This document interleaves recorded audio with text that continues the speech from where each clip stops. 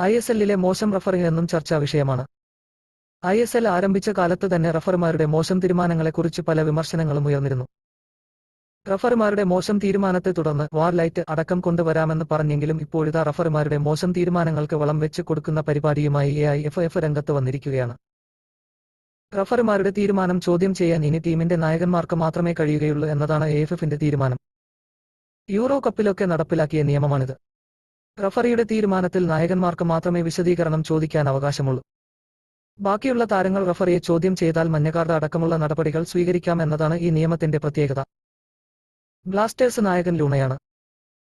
അടുത്ത സീസണിലും ഇതിന് മാറ്റമുണ്ടാകില്ലെന്നാണ് കരുതുന്നത്.